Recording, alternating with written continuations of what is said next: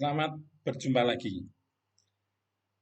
Saya akan melanjutkan membahas tentang arsitektur sistem terdistribusi dan saya akan membahas dengan memberikan contoh macam-macam arsitektur sistem terdistribusi. Kita akan mulai dari sistem yang dasar, ya, bahwa di dalam komunikasi antara dua perangkat komputer, yang satu sebagai klien, yang satu sebagai server, maka akan digambarkan dengan cara seperti ini, yaitu klien sebagai pihak yang meminta layanan akan mengirimkan permintaan kepada server. Lalu server akan memproses permintaan tersebut dan hasilnya dikembalikan kepada klien. Nah, di dalam hal ini lalu akan muncul waktu tunggu dari si klien ini. Mengapa? Karena dia menunggu saat server melakukan atau memproses permintaan tersebut. Dasarnya seperti ini saja. Tetapi masalah kemudian bisa berkembang, yaitu misalkan saat server sedang memproses, jadi ada dalam posisi ini, sedang memproses, ternyata listriknya mati atau koneksi terputus. Koneksi terputus. Bagaimanakah dengan permintaan tersebut? Apakah permintaan ini bisa diulang? Ataukah permintaan tersebut tetap diproses oleh server? Karena kemungkinan server tidak punya masalah. Masalah baru muncul saat dia akan mengirimkan ke klien karena jaringannya terputus atau listrik bagian klien mati. Bisa saja data itu atau permintaan itu sudah selesai diproses. Sehingga saat klien nanti bisa terhubung lagi, maka hasil prosesan server akan bisa diterima. Tapi bisa juga saat proses ini dijalankan, justru server yang mengalami masalah. Sehingga permintaan ini tidak diproses. Ya, tidak masalah kalau permintaan ini tidak diproses. Karena belum terjadi transaksi apa-apa. Sehingga dengan demikian, klien bisa melakukan permintaan ulang. Persoalan menjadi lebih rumit apabila yang mengakses server ternyata lebih dari satu klien. Mungkin dari komputer yang sama, mungkin juga dari komputer yang berbeda.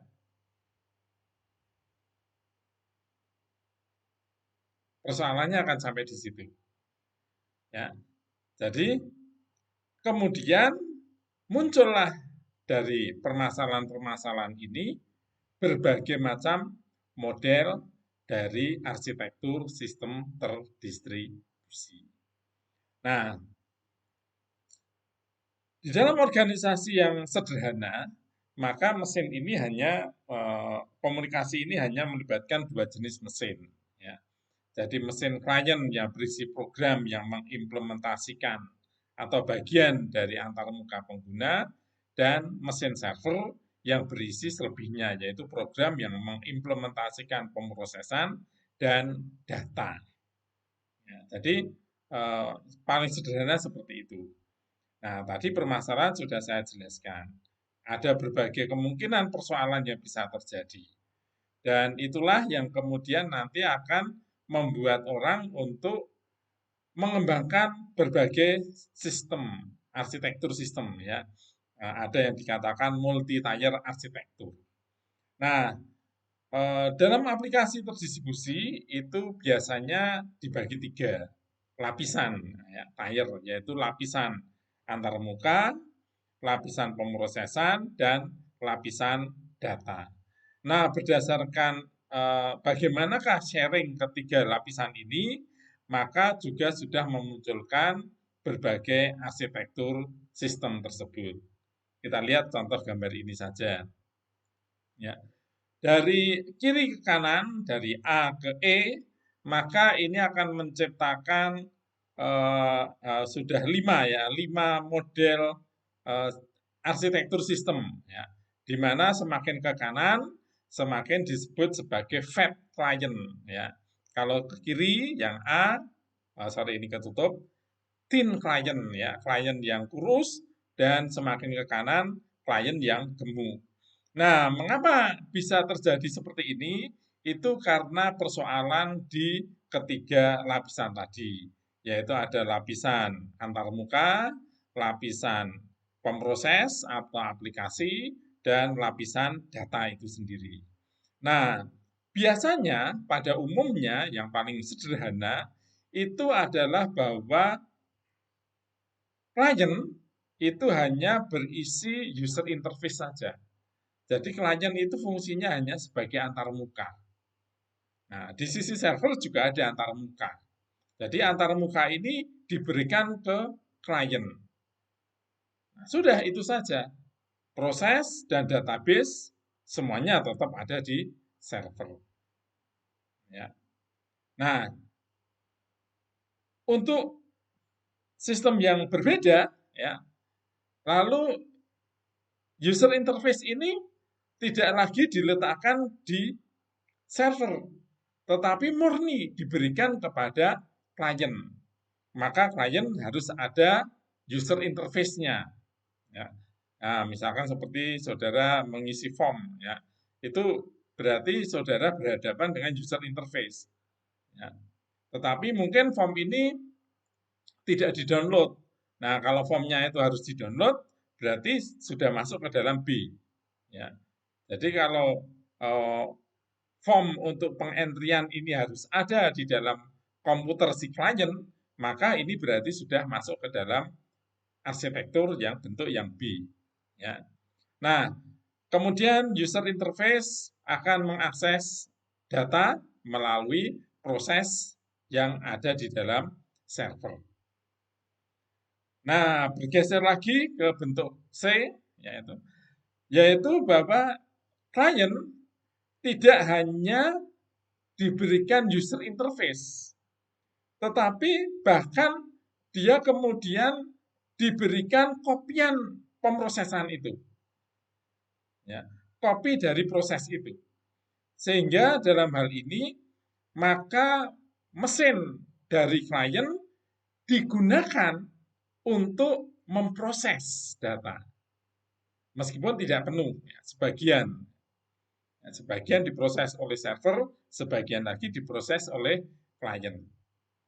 Nah, bentuk yang berikutnya, pemrosesan murni diletakkan kepada sisi klien. Jadi, saat kita mengakses data, maka aplikasi yang dipakai untuk memproses data itu ada di bagian klien. Sehingga hanya klien yang memproses datanya. Nah, ini kalau saya kaitkan dengan gambar pertama di awal tadi tentang kegagalan proses. Jadi kalau proses yang dilakukan di dalam klien tersebut gagal, ya nggak masalah, karena kegagalan hanya ada di pihak klien. Ya, tentu data tidak akan terusik. Nah, oleh sebab itu, silakan saja nanti kalau memang tidak berhasil, klien memproses lagi. Karena prosesornya, ya, aplikasinya ada di bagian klien. Ya. Server hanya menyimpan data. Jelas ya? Nah, Arsitektur sistem yang berikutnya adalah klien diberi copy data yang diminta atau copy data yang diproses. Nah, ini adalah satu arsitektur yang banyak diterapkan di dalam sistem web. Maka kalau orang itu mengakses web, lalu menghasilkan cookies, ya, cookies yang berupa data, bukan hanya link, tapi sebenarnya berisi data yang diproses itu. Ya. Itu karena apa? Karena saat melakukan sudah user interface-nya ada di bagian klien, kemudian program aplikasi juga ada di bagian klien, lalu dia meminta data, data dikopikan kepada klien, jadi murni data semuanya diproses di dalam klien. Nanti kalau ada apa-apa tentang perubahan data tersebut, akan ada di bagian klien terlebih dahulu. Agak berbeda dengan yang di bagian D ini, ya, bagian D ini, bahwa bahwa database hanya ada di server. Maka ini akan selalu terjadi interaksi antara aplikasi dengan database. Ya. Sehingga apa yang dilakukan oleh prosesor atau aplikasi di dalam klien ini akan langsung berhubungan dengan database yang ada di server.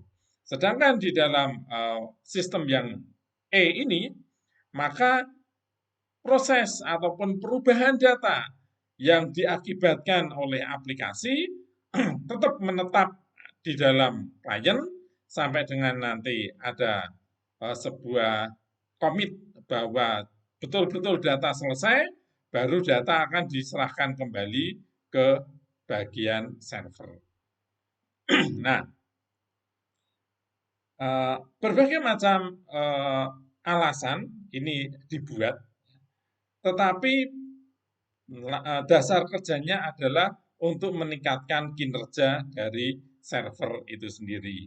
Saudara lihat dari gambar ini, semakin ke kanan, maka beban kerja dari server ini semakin kecil, ya, atau semakin besar beban yang diserahkan kepada klien. Nah, dengan konsep seperti ini, ya, dengan fat client ini, maka kinerja dari server menjadi lebih baik. Karena apa? Karena dia tidak melakukan proses, dia hanya mengkopikan data, serahkan. Nah, data kemudian silahkan lagi untuk diakses oleh komputer yang lain. Ini kalau kita sudah bicara komputer yang jumlahnya lebih dari satu, atau klien yang jumlahnya lebih dari satu, yang mengakses data yang sama. Ya, tentunya dengan bentuk arsitektur yang seperti ini, seperti E, kinerja dari apa, jaringan secara keseluruhan juga lebih baik. Karena klien merasa bahwa dia akan cepat untuk dilayani, ya. Karena juga di sisi lain, server juga tidak melakukan proses data. Dia hanya melakukan pengkopian data, dan nanti dia hanya akan melakukan updating dari data-data yang sudah diselesai, diproses oleh klien-klien yang terhubung. Nah, ini contoh dari arsitektur sistem yang kemudian disebut dengan multi-tier arsitektur. Ya, multi-tier arsitektur. Nanti akan lebih panjang lagi kalau kita bicara multi-tier, karena di dalam server ini juga terkadang tidak hanya terdiri dari satu komputer, tetapi lebih dari satu komputer yang menyimpan data-data tersendiri secara spesifik. Nah, ini juga sering dikatakan sebagai multi-tier arsitektur. Ya, itu. Nah, contoh di sini saya akan menjelaskan apakah yang disebut dengan arsitektur three-tier. Nah, kalau yang tadi ini hanya two-tier, ya, dua mesin komputer, satu komputer sebagai klien, satu komputer sebagai server. Maka kalau dikatakan three-tier, itu biasanya adalah di bagian servernya yang tidak hanya satu bagian, tetapi lebih dari satu bagian. Maka boleh juga nanti ada 4-tier atau mungkin ya sudah multi-tier itu saja. Nah, contoh di sini adalah yang disebut dengan 3-tier. Mengapa kok ada 3 lapisan? Nah, lapisan ini adalah sama dengan tadi, lapisan user interface, lapisan aplikasi, dan lapisan database. Tetap kita menggunakan itu.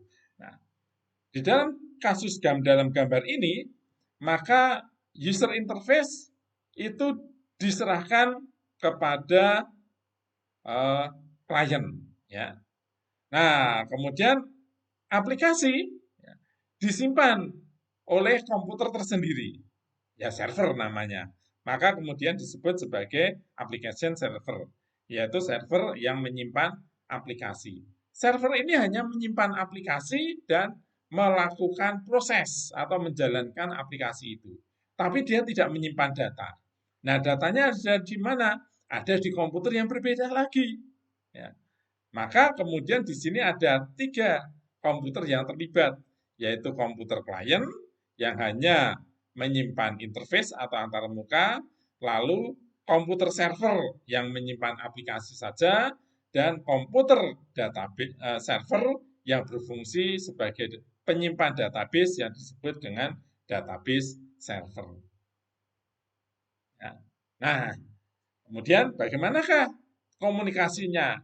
Ya, sama dengan gambar yang pertama tadi, tetapi karena di sini melibatkan komputer yang lebih, server yang lebih dari satu, maka perjalanannya menjadi lebih panjang. Ya, jadi kita lihat di sini kalau ada klien yang meminta layanan kepada server, maka dia akan diterima, layanan ini akan diterima oleh bagian aplikasi server. Nah, aplikasi server akan memproses dulu, ya kan? Nah, saat dia memproses, dia membutuhkan data.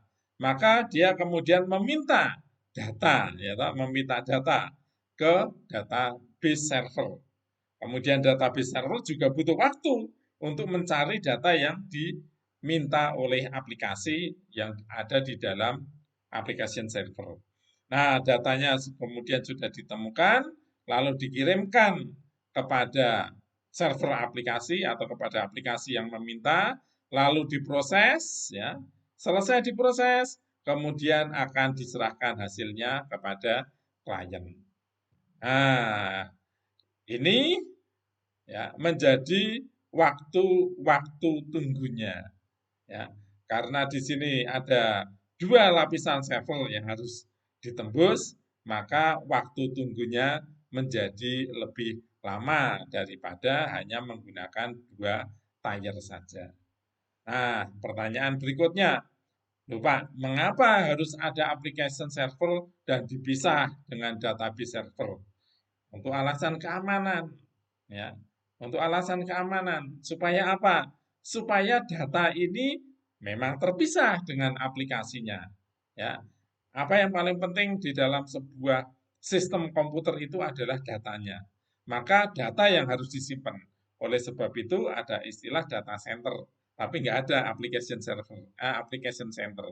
Adanya adalah data center karena yang perlu diamankan itu datanya. Jadi atas dasar keamanan, tapi juga atas dasar keamanan yang lain, yaitu yang berhubungan dengan perubahan transaksi, khususnya misalkan di dunia perbankan ya, saudara-saudara, bisa saudara bayangkan kalau ternyata di sini ada proses, misalkan adalah proses untuk transfer data ya, transfer uang ya. Si klien sudah mentransfer uang, ya, berarti uangnya sudah berkurang.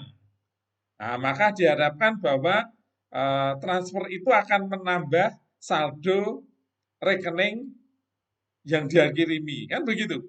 Nah, bayangkan kalau kemudian ini terjadi masalah listrik yang seperti saya katakan tadi.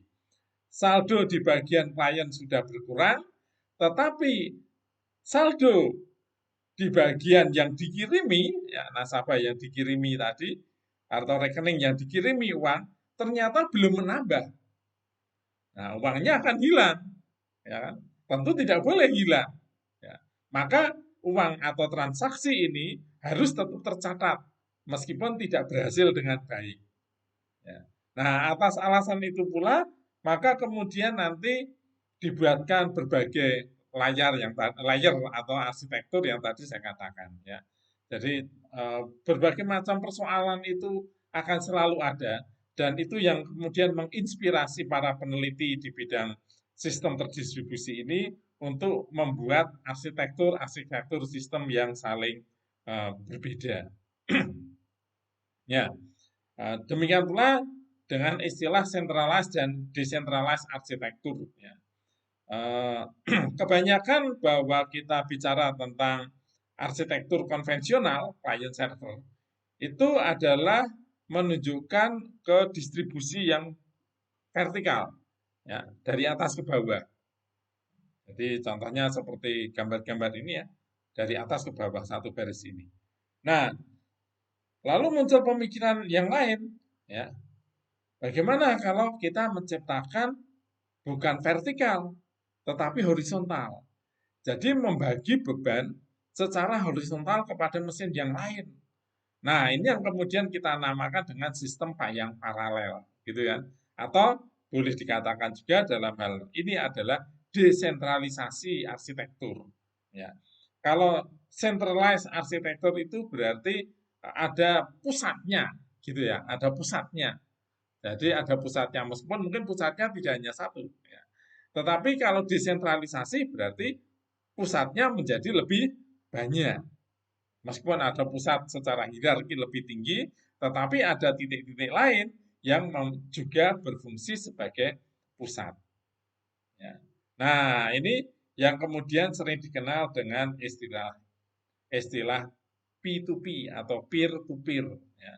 Di mana di dalam arsitektur peer-to-peer ini, maka setiap node atau setiap titik mempunyai kemampuan memproses yang sama dan juga menyimpan atau mengelola bagian dari data sistem. Ya.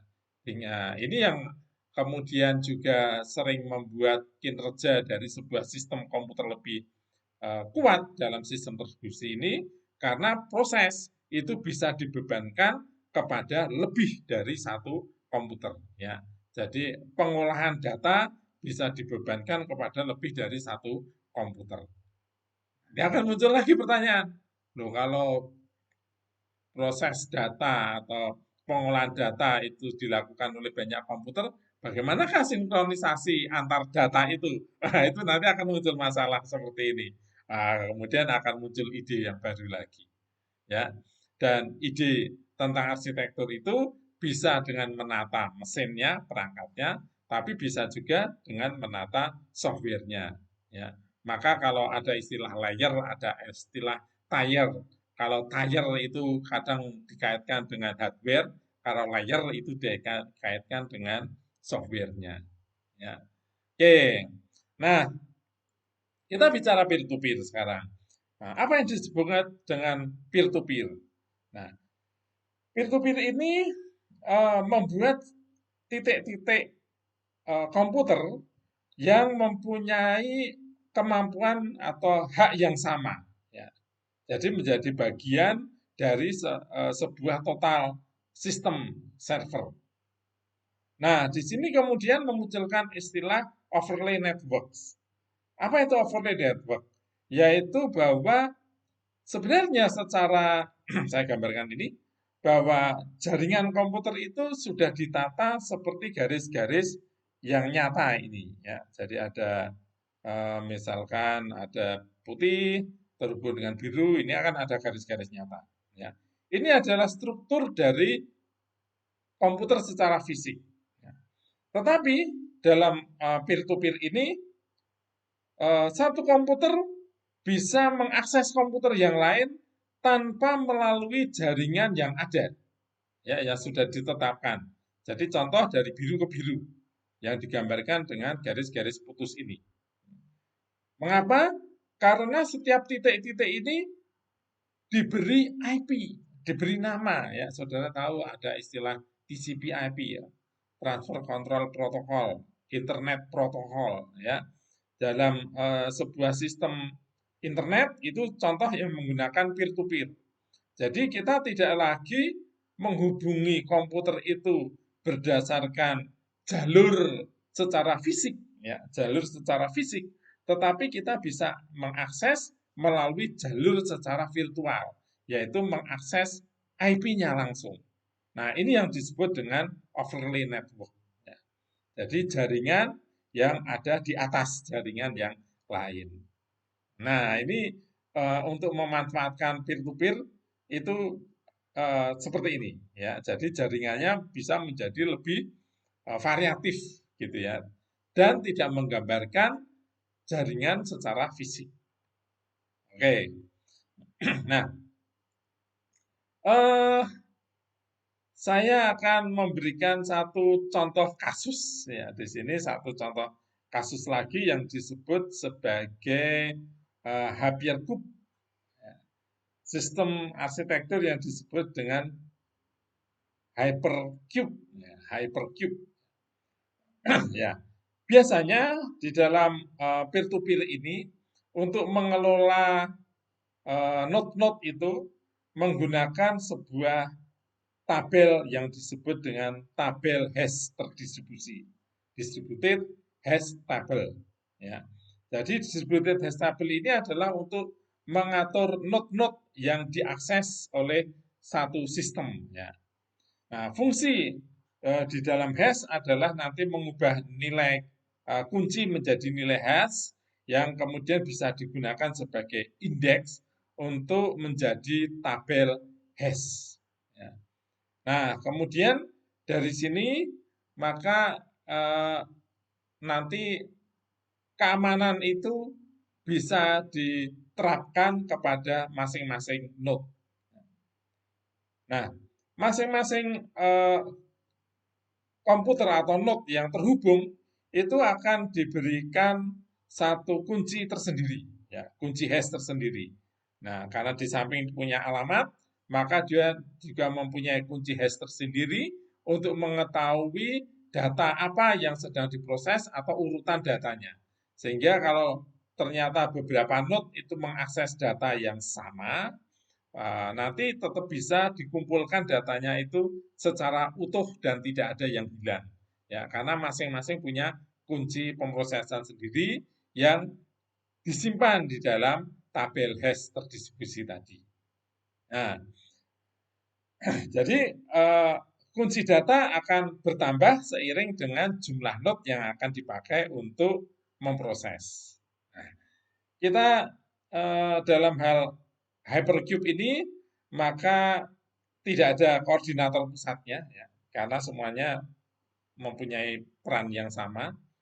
Lalu mempunyai toleransi kesalahan, artinya setiap titik itu berpotensi untuk melakukan kesalahan, tetapi kesalahan ini tidak akan berdampak kepada titik yang lain. Ya. Juga bersifat scalable, artinya dia bisa menambahkan banyak node, ya, secara cepat. Ya. Scalable, fault tolerant, dan desentralisasi. Nah, kita lihat dari sebuah peer-to-peer sederhana yang diorganisasikan secara Hypercube. Ya.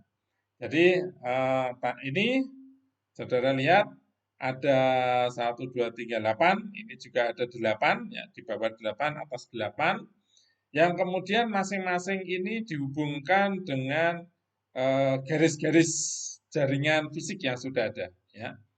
Ini 0010 dengan 00, 0010 dengan 001, 0010 dengan 1010, ya. Demikian pula 0011 dengan 0001 dengan 101. Ya, seperti itulah dan selanjutnya. Oke. Nah, sekarang kita bicara tentang kasus, ya. Misalkan ada satu node dengan pengenal 0111. Kita lihat di mana ini 011 ini, ya. Nah, oke. 0111. Node 011 ini diminta untuk mencari data yang memiliki kunci 14. Memiliki kunci 14. 14 kalau kita ubah ke dalam bilangan biner, maka nilainya adalah 1110. Ya, 1110. Nah, Yang diminta tadi adalah 0111 dan diminta untuk mencari data yang bernilai kunci 14 atau 1110. Mana? 1110. Nah, sebelahnya ya ini. Ya. Nah, sekarang ini 0111 oke, diminta untuk menghubungi 1110. Nah, secara fisik tidak ada hubungannya ini, tidak ada hubungannya. Ya, tidak ada hubungannya. Tetapi dia bisa melakukan apa? Dia minta node lain yang terhubung dengan dia, ya, 011. Misalkan dia meneruskan permintaan itu ke tetangga yang terdekat, yaitu 0110, ya toh? Ya, yang terdekat kan 0110 atau bisa juga yang terdekat lain adalah 111. Ya. Nah, mengapa minta ini? Karena 0110 ini yang bisa mengakses ke 1110 atau 14. 14 tadi ya, kunci 14. Demikian pula node 1111 ini yang bisa mengakses ini. Maka di dalam struktur seperti ini ya tidak masalah ya. Sistem distribusi kalau dia ingin mengakses data ini padahal tidak mempunyai hubungan, maka dia bisa menggunakan hubungan yang lain ya, yaitu tetangga yang terdekat. Nah, ya, atau ke 111 akhirnya sampai juga. Nah, ini contoh contoh sistem distribusi. Sehingga semua komputer itu bisa terhubung ya, bisa terhubung. Oke, contoh yang lain adalah satu bentuk struktur P2P yang disebut dengan chord ya. Chord routing algorithm. Chord routing algorithm ini menyusun node dalam bentuk lingkaran ya, dalam bentuk lingkaran. Jadi kalau tadi adalah berbentuk kubus, maka ini adalah berbentuk lingkaran. Oke, bentuknya lingkaran seperti ini. Ya, oke. Nah, di dalam contoh ini, ya, organisasi data dalam bentuk chord ini, ya, chord menurut Stoika dan kawan-kawan ini adalah node yang diatur secara logis dalam bentuk lingkaran atau ring, sehingga item data dengan kunci M-bit ya, dipetakan ke node dengan ID pengenal yang terkecil, ya, terkecil lebih besar dari K-nya. Ya. Jadi ini sudah ditetapkan node-node-nya. Nanti kalau ada data-data, maka data-data itu akan disimpan dengan kunci-kunci yang lebih kecil dari node yang ditetapkan. Ya. Jadi contoh misalkan cincin chord di mana M bernilai 5. Ya, ini 5. Bernilai 5, chord bernilai 5. Dan 9 node ya,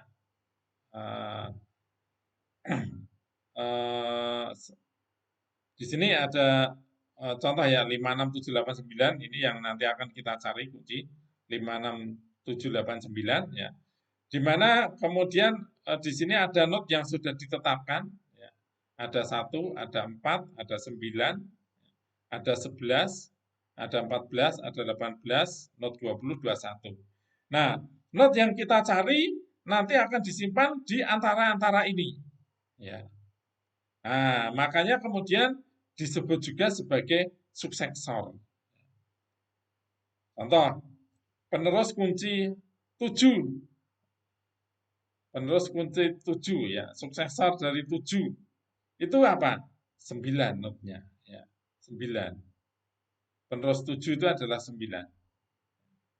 Penerus 9 ya 9 itu sendiri. Penerus 5 ya 9. Penerus 8 ya 9. Penerus 2 berapa? 4. 4. Nah, di samping itu, setiap node di dalam chord ini akan memelihara jalur-jalur atau jalan pintas yang ke node yang lain yang sudah ditetapkan. Sorry. menyimpan data-data jalan pintas yang telah ditetapkan. Ya, contoh ya, ini tidak berlaku bolak-balik. Contoh, Note 4 ini mempunyai jalur pintas ke 9, mempunyai jalur pintas ke 14. Ini arah panahnya sudah ditentukan 9 atau 14, tapi tidak sebaliknya. Sebaliknya, Note 18 ya, mempunyai jalan pintas ke mana ini? 4. Ya, toh? Mempunyai jalan pintas ke 20, tapi tidak sebaliknya. Tidak sebaliknya. Ya, jadi ini adalah jalan pintas, jalan pintas. Oke. Nah, sekarang kita lihat persoalannya. Untuk mencari kunci, Note akan mencoba meneruskan permintaan sejauh mungkin. Sejauh mungkin. Jadi, Note ini akan meneruskan permintaan sejauh mungkin, tapi tidak melewati Note yang bertanggung jawab atas kunci itu. Contoh, misalkan di dalam contoh cincin chord 9. Oke, 9 ini ya. Simpul 9 diminta untuk mencari simpul yang bertanggung jawab untuk kunci 3. Siapa simpul yang bertanggung jawab kunci 3? Yaitu simpul 4. Ya. Yang bertanggung jawab terhadap kunci 3 adalah simpul 4. Nah, simpul 9 diminta untuk mencari simpul yang bertanggung jawab terhadap kunci 3, yaitu 4. Nah, pertanyaannya, ada enggak jalur dari 9 ke 4? Tidak ada. Adanya adalah 4 ke 9. Tapi 9 ke 4 tidak ada. Maka kemudian dia akan meneruskan pesan itu ke jalur-jalur yang dia miliki, yang berhubungan dengan dia. Contohnya, misalkan ini terhubung dengan siapa? 11. Ya, dia akan lemparkan ke 11. Pesan tersebut, permintaan untuk mencari itu.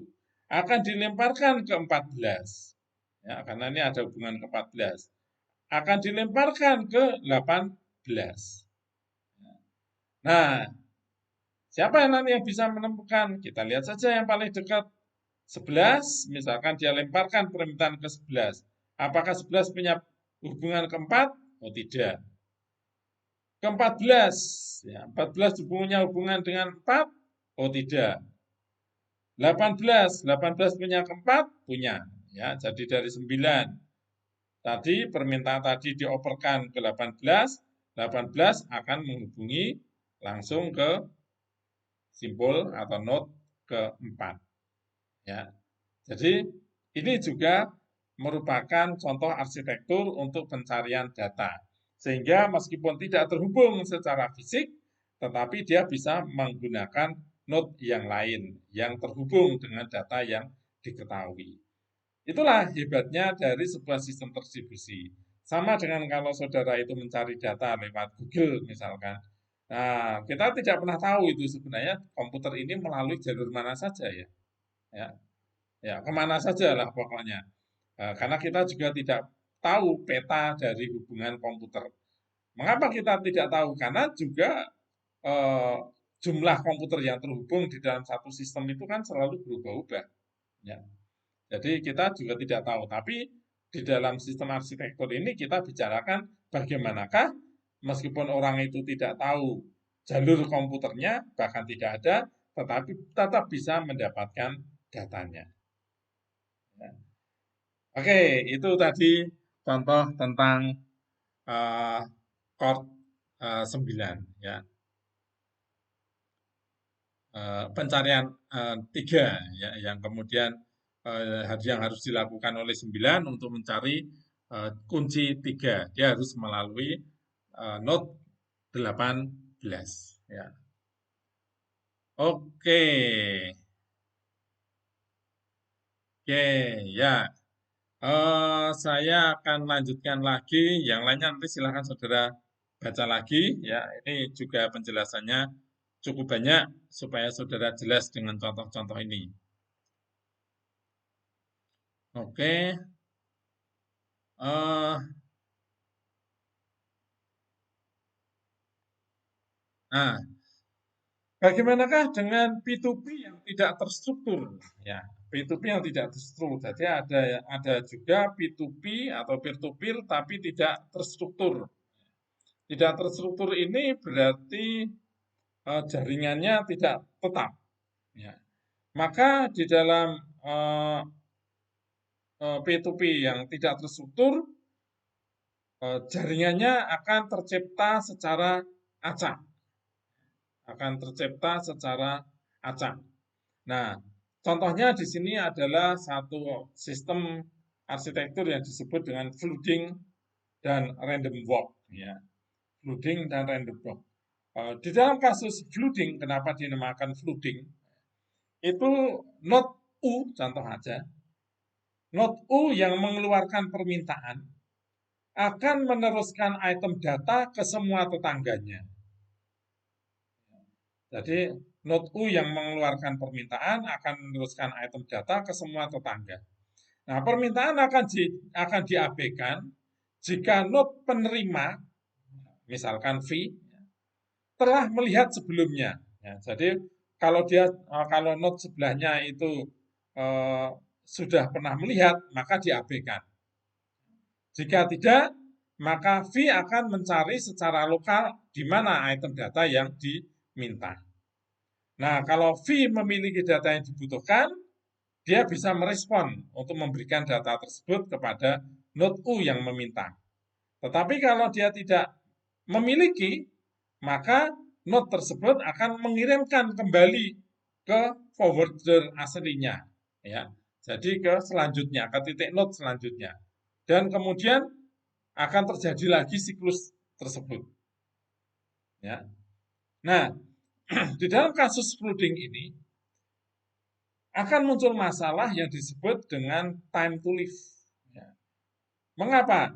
Karena saat ada satu node yang dimintai data, ya, kalau tetangganya banyak, berarti akan banyak yang dimintai tolong. Ya. Dan setiap node yang dimintai tolong akan melakukan pekerjaan. Nah, untuk melakukan pekerjaan ini butuh waktu hidup. Waktu hidup berarti penggunaan jaringan. Maka setiap kali tidak ketemu, munculkan lagi node yang baru, dia butuh lagi jaringan. Terus menerus. Nah, dengan demikian maka biaya dari jaringan atau biaya komunikasi ini dinilai menjadi tinggi. Ya. Jadi karena kita tidak memberikan arahan kan, jadi cari sendiri. Nah, ini akan mengakibatkan biaya komunikasi sendiri itu yang tinggi. Ya, kita selalu mencari dari satu titik tidak ketemu, cari ke titik yang lain, nggak ketemu lagi, cari ke titik lain. Dan selama kita mencari berpindah dari satu titik ke titik yang lain, itu akan butuh biaya. Kenapa? Ya biaya komunikasi atau time to live tadi untuk saling terhubung. Nah, eh, bagaimana kemudian cara mengatasinya? Nah, kemudian diciptakan satu alternatif untuk menetapkan nilai TTL. Ya. Node dapat memulai pencarian dengan nilai TTL awal 1. Ya. Berarti menanyakan ke tetangga terdekat. Jika tidak ada atau tidak cukup hasilnya atau tidak cukup hasil yang dikembalikan, maka TTL dinaikkan dan baru mencari yang mulai lagi ya. Jadi satu-satu. Kalau tadi secara random semua tetangga terdekat diminta untuk bergerak, maka kalau yang ini adalah satu persatu. Nah, sampai ketemu. Ya.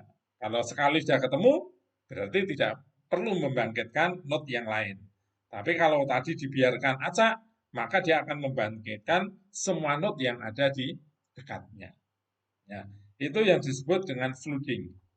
Nah, sedangkan di random walk ini beda ya.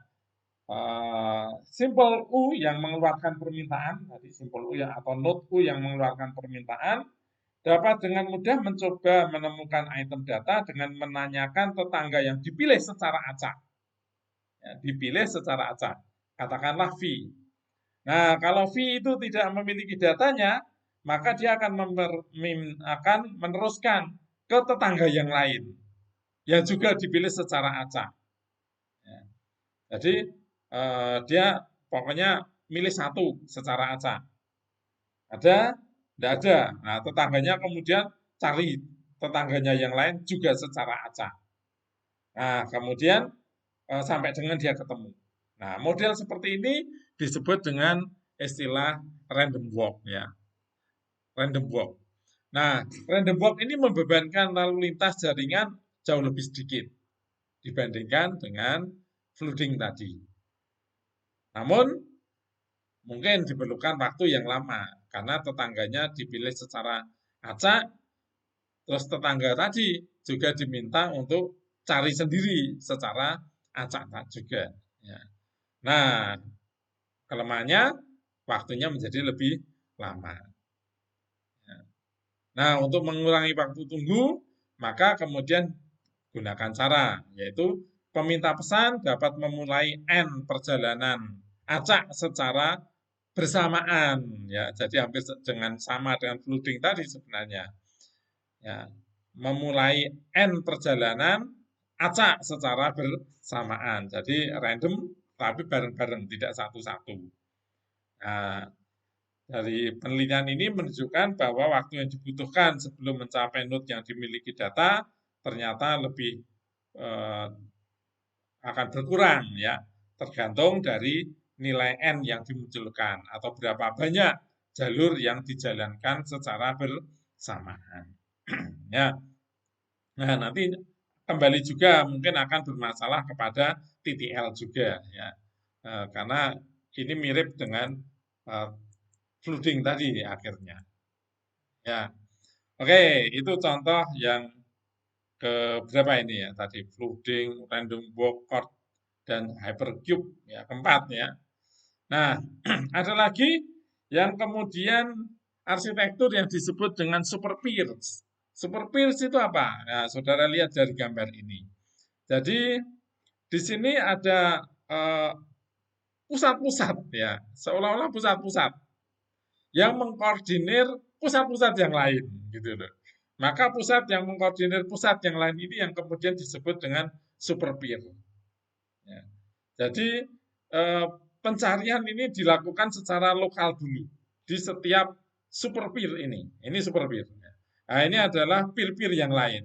Ya, jadi super peer adalah peer yang atau node yang menguasai atau ya menguasai atau bertanggung jawab terhadap node-node yang lain. Ya. Ini contoh mungkin ini yang kemudian nanti diterapkan oleh Google juga ya, bahwa pada akhirnya Google kemudian menerapkan banyak server di banyak tempat di dunia ini. Kalau semula Google itu hanya satu server, lalu kemudian dibagi ke banyak tempat dan semuanya saling terhubung. Nah, dengan banyak tempat dan bahkan kemudian mungkin negara bisa ya atau mungkin ke satu daerah lebih kecil lagi ya, tapi minimal negara di satu server satu negara misalkan, maka kita juga sekarang melihat bahwa kita saudara pakai Google misalkan melakukan pencarian di map ya, pasti akan diarahkan ke area yang terdekat dengan saudara. Itu menjadi sangat mungkin. Kalau dulu tidak bisa. Dulu kita mencari map akan diberikan map secara global. Jadi kalau saudara cari daerah misalkan eh, apa ya Jimbaran gitu ya, Jimbaran. Oh di Google itu Jimbaran yang terkenal Jimbaran Bali, maka akan langsung diarahkan ke Bali. Tetapi dengan model yang sekarang ini dan ditemukan algoritma yang atau sistem yang baru dari Google, maka Google akan melihat di manakah titik komputer ini berada, ya berarti di daerah mana. Kalau misalkan itu ada di Indonesia, ada di Jawa Tengah barangkali, maka begitu saudara ketikkan Jimbaran, ya akan diarahkan Jimbaran mana itu Bandungan itu ya, Jimbaran Bandungan, tidak Jimbaran yang di Bali. Itu contohnya. Contoh dari eh, Google ya, yang sudah yang menerapkan super peers ya. Dulu adalah Napster ya, jaringan mesin pencari Napster. Ya, itu jaringan super peer ya. Lalu ada pula yang kemudian menggabungkan arsitektur gabungan yang kemudian disebut sebagai hybrid arsitektur. Nah, salah satunya adalah yang disebut dengan edge server system. Ya, kalau saudara lihat di sini bahwa setiap eh, titik ya boleh dikatakan node ya ini sudah menggunakan istilah ISP sekarang mungkin saudara lebih jelas lagi. Ada banyak ISP Internet Service Provider. Nah, ini adalah kalau fungsinya seperti pada super peer tadi ya. Nah, ISP, ISP, ISP. Nah, kemudian ISP ini saling terhubung. Tetapi di samping itu juga ada yang memantau hubungan antar ISP ini. Jadi yang memantau seluruh ISP ini, tidak sampai ke sini ya, tapi hanya ISP-ISP. Nah, ini yang disebut dengan edge server atau server terping. Jadi sistem ini membangun jaringan internet di mana, server ini diletakkan di bagian tepi dari satu jaringan. Nah, fungsinya ini memantau atau sebagai supervisor untuk titik-titik yang sebenarnya juga merupakan koordinator dari komputer-komputer yang lain. Ya. Jadi apa fungsinya? Dia fungsinya sebagai filtering dan transcoding. Ya. Jadi kalau memang ada yang perlu ditransformasikan karena ada satu bahasa yang tidak sama atau arsitektur komputer yang tidak sama sehingga tidak kompatibel, maka edge server inilah nanti yang akan membantu. Dia yang akan menyimpan koneksi-koneksi untuk melakukan penerjemahan. Ya, itu edge server. Ya, kemudian yang terakhir ya, ini contoh dari yang disebut dengan kolaboratif distributed system atau disebut dengan BitTorrent. Nah, saudara juga pasti sudah kenal istilah BitTorrent saat saudara melakukan download program atau sistem atau file yang besar biasanya ya. Oke, saya langsung ke sini ya. Kalau menggunakan BitTorrent, ini contoh dari sebuah sistem yang disebut sistem kolaboratif ya, sistem terdistribusi kolaboratif ya. Jadi BitTorrent adalah salah satu contoh yang menerapkan sistem distribusi kolaboratif ya. Dia ada klien, ada data yang diminta.